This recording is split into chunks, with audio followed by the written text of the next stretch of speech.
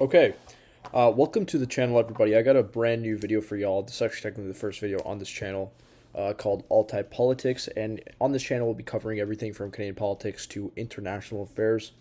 But we'll especially focus on Canadian politics, such as the topic that we have today, which is that of Pierre Poilievre. And I'm going to be doing a deep dive into Pierre Poilievre because the leadership review for the Conservative Party is coming up in about not even 2 weeks from now. Well, actually 3 weeks. And it's going to be a big one. It's going to be a very big one for the Conservatives, a big one for Pierre Poilievre, and it's going to be a big one for Canadian politics in general. Now, I did want to start off by first focusing on a polymarket poll or whatever, odds, whatever you want to call it, that show, or I should say the question is, Poilievre, is he going to be out as leader of the Conservatives before 2027? Now, the close date is December 31st, 2026, so we're assuming that is literally on the last day of 2026 that he would be removed. And based on this poll, or based on this the bets that are being made, the chances for Pierre Poilievre to get removed are currently at 23%. Now, you may look at that and be like, oh, that's not too bad if you're a conservative. But at the same token, his leadership review is coming up in about 3 weeks, and there is an article that I do want to point to by the Toronto Sun, and not just by any author or writer with the Toronto Sun, but actually their editorial, which is pretty interesting that they actually wrote this. I didn't really expect it from the Toronto Sun, especially since they're kind of conservative. So in their editorial, in the title they wrote, "In politics, expect the unexpected. As Canadian politics constantly prove, voters are fickle, polls can change, and elections matter." Now, I do want to show a clip after this. It's I call it an election ad or whatever you want to call it. It's pretty interesting. It's by Pierre Poilievre's camp, and it just goes to show that he isn't really in a position to dictate policy right now. It's more so that he's in a position where he needs to hold on to power. And you're going to see this ad. You guys can make your own judgments about it, but it's pretty interesting to see the contrast between what he was when Trudeau was still around and what he's become now that Carney's in power, and actually arguably one of the most successful and liked prime ministers in a very long time. Definitely more liked than Trudeau ever was, and very successful by every stretch of the imagination, according to the Canadian people, which I'll be showing you guys in a second. But I do want to focus on some key things in this article. I'm really going to focus on the first few parts because the rest is kind of repetition of the beginning. It really it focuses on the conventional wisdom of Canadian politics. Now, the editorial does suggest that the conventional wisdom has been wrong many times in Canadian politics. And so they start off by saying this: the conventional wisdom among Canada's chattering classes is that the federal Conservatives will give a strong endorsement to the leadership of Pierre Poilievre at their convention in Calgary later this month, but that he will never become prime minister. So that's pretty interesting already, that many people don't have confidence in him to become the prime minister. They just sort of want him as a leader. That's kind of, it seems pretty counterintuitive in most cases. That's certainly possible, but the conventional wisdom can also be wrong. And then they give examples. Jean Chrétien, how he was pretty old school. They gave Paul Martin, they gave Stephen Harper, Trudeau. They gave a bunch of examples as to why the conventional wisdom isn't always correct. And so the conventional wisdom right now, amongst Canada's political, followers or whatever you want to call them, is that Pierre Poilievre is going to remain as the Conservative leader because he is going to win, or I should say, is going to survive his leadership review. The editorial board at the Toronto Sun, which is, I do have to note, primarily they're kind of conservative, they know that this conventional wisdom could very well be incorrect, and then they give examples of that. So pretty interesting to note that, and also pretty interesting to see that if we look back at this polymarket number right here, there was almost a 65% chance that Pierre Poilievre would be removed back in November of 2025. Now, I also do want to show a poll from 338 Canada that does show why this may have been the case and why his prospects of being removed have decreased slightly. And it doesn't mean by any stretch of the imagination that he is necessarily doing well, because the fact of the matter is that Pierre Poilievre has had one chance to win an election, and he has lost it when he had an incredible lead, and many Conservatives simply can't wrap their heads around why they would want to keep somebody like this to be their leader. And I also do want to note that despite them, talking about sort of the opposing viewpoint of whether Pierre Poilievre will stay or not, they did note very clearly that he will most likely stay as leader, but that most people don't think that he will become the prime minister. This is amongst conservatives. So it really does not make any sense as to why he would remain as leader from an objective perspective. Now, I do want to focus right here on this ad. And like I said, I've watched a lot of Pierre Poileevre ads. I do have to say that this is arguably one of those that is really like one of those wartime ads where you just want to try to throw anything you can to try to survive. And obviously it's not the most desperate attempt ever. However, I think it's pretty interesting that he just posts this on a random January day when he has his leadership review coming up in less than 3 weeks. Just a little hint for those who are wondering what I'm saying. I'm basically saying that he's desperate to hold on to his job as the leader of the Conservative Party based on this ad. Based on this ad only. Let's watch this. The problems we have are entirely inflicted by our government. Their purpose is to concentrate money and power, and to do so through the power of the state. I fundamentally don't believe any of us in politics are qualified to run other people's lives. I've been around Parliament Hill for a couple of decades. I've never seen any example or any proof that the people there are smarter than the people who work in mechanic shops or in, bakeries or on farms. In fact, exactly the opposite. So why not let people make their own decisions, spend their own money, and be as free as possible? Okay, I have to say a few things here really quickly. First of all, I find it, okay, whoever's doing their social media, I got to give them credit because I do find it kind of funny that they used the soundtrack or the audio and the beat from My Eyes by Travis Scott, which is a song that was released 3 years ago, if you guys don't know what it is. It's definitely more so of a Gen Z kind of millennial song. So definitely is catering towards that age group right away based on that. Second of all, this was from a podcast clip, I believe, that he recorded not too long ago. I didn't watch the entire podcast. I did watch parts of it, I believe. And I don't really know why he made this video. Look, he says, nobody in government or in politics is qualified to run other people's lives. Listen, Pierre, clearly you are trying to remain in power so that you can literally govern and control people's lives. That is the premise of politics. But I'm not saying, and this is obviously another thing, this is all ideological, to be quite honest with you, or the main point of it is pretty ideological, which is that he wants as little government intervention as possible, which is a fair assessment or a fair point of view to hold. However, to make it seem, and again, he holds this populist approach. He mentions mechanics, bakers, and farmers, or whatever the other one was that he mentioned. And there's absolutely nothing wrong with mentioning that. However, I did find it pretty interesting that he has no sort of appeal to the business community, to the law community, to people who are in, whatever you want to call it, white-collar jobs would be the easiest way of putting it. He tries to hold on to this populist approach that he's held on to for a very long time. I find it interesting. And like I said, I see this as a desperate move to try to cling on to power at the leadership review or during the leadership review. This is an attempt to get the young Albertans that are going to be voting in the leadership review, who are Gen Z or millennials, to listen to him and try to keep him in power. Now, I'm not going to sit here and pretend that this is a defining moment, but you know what is pretty defining? What I'm about to show you right now, which is this. So, we have a lot of polling that we've been looking at from 338 Canada for quite a bit. And I do want to note the recent shift that's taken place in these polls. And I do think that they're pretty telling of the current political climate in Canada.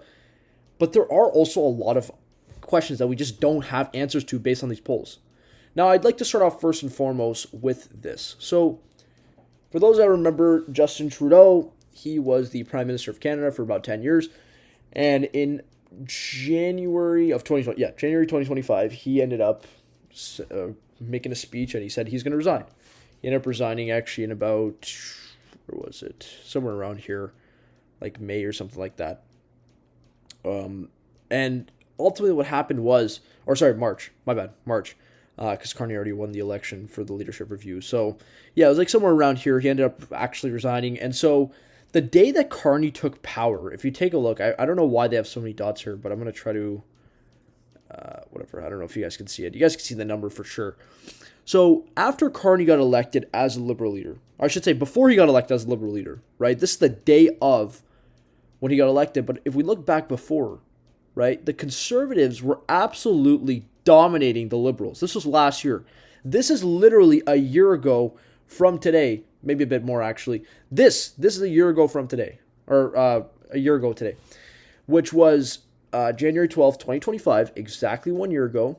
And the Conservatives were at 45%, the Liberals were at 21%. To put that into context, the Liberals typically, and this is the funny thing that, I find this very interesting as to whoever made that ad. First of all, kudos to them. Pretty interesting to choose that song first and foremost. But I also do think that it is pretty interesting that they're still trying to appeal to Gen Z and millennials. Because what you will notice when I discuss these numbers later on is that he did very well with Gen Z and millennials. That wasn't the issue. The issue was the boomers.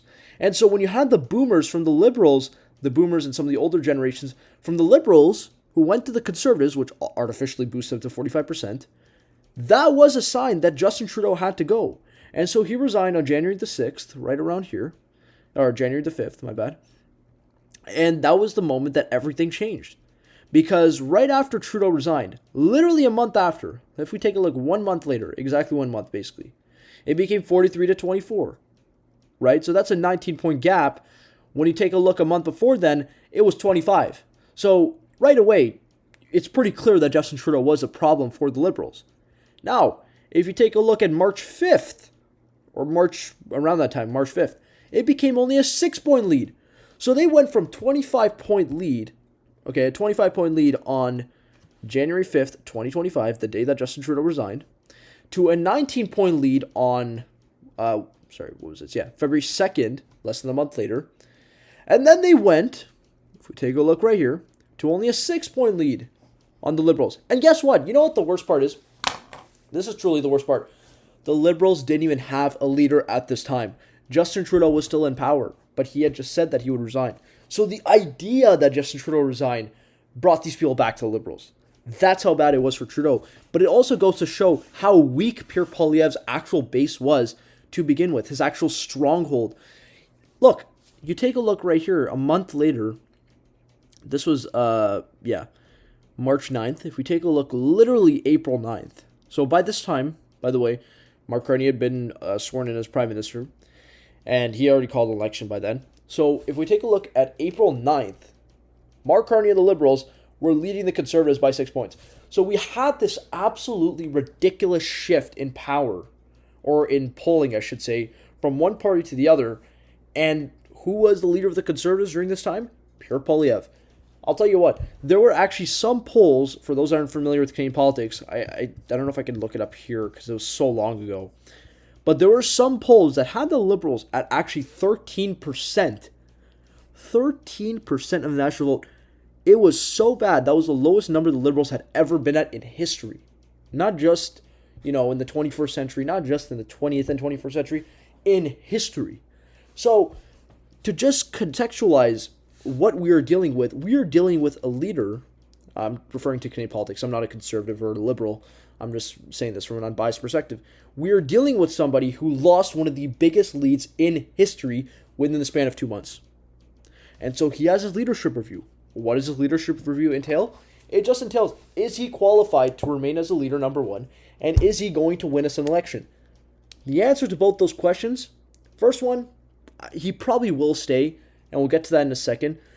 The second one, is he going to be the Prime Minister? Absolutely not. There's zero chance that Pierre Poilievre becomes a Prime Minister unless, and this is the only way that it will happen, the only way that Pierre Poilievre may become the Prime Minister is if there is a absolutely ridiculous scandal against the Carney government that they just simply can't recover from.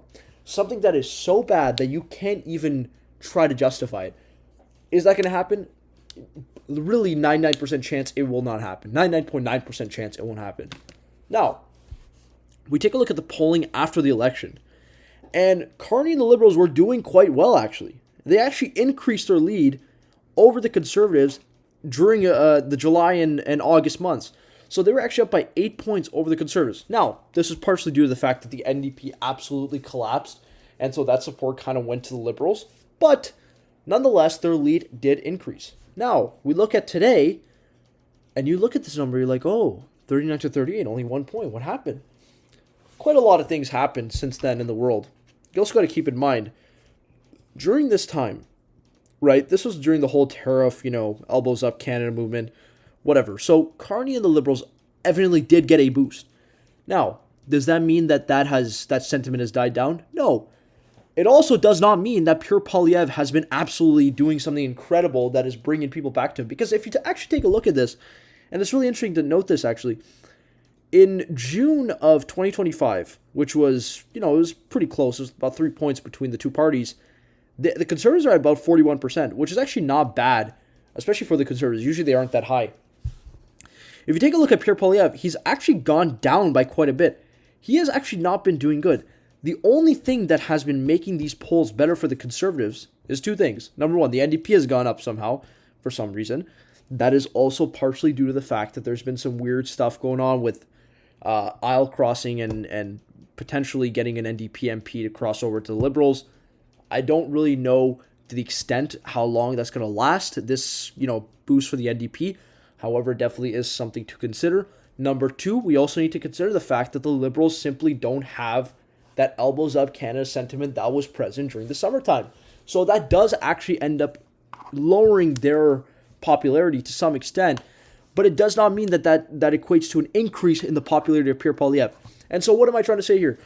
I am trying to say quite simply that Pierre Poilievre he's kind of screwed. He's kind of screwed in this situation. It's a double-edged sword, right? Because if you're a Conservative, you keep Poilievre. Let's say he wins his leadership review or stays on as leader with 80% to 20%.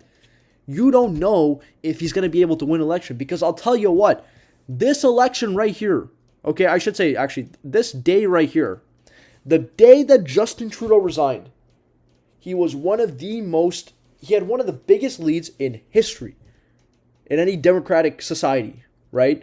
In modern politics.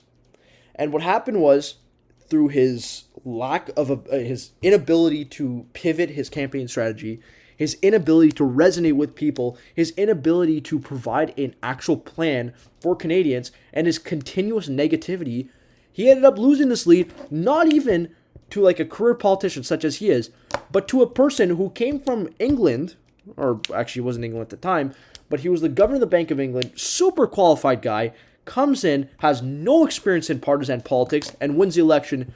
It doesn't even win it by that, it wasn't even a small margin. It was pretty large. Some people were thinking that Carney was going to get 190 plus seats. No, he didn't get 190 plus seats. He did narrowly get, he almost got a majority, but he did not actually confirm, or he did not actually win his majority. However, Pierre Poilievre was expected to win 220 plus seats. What happened to that?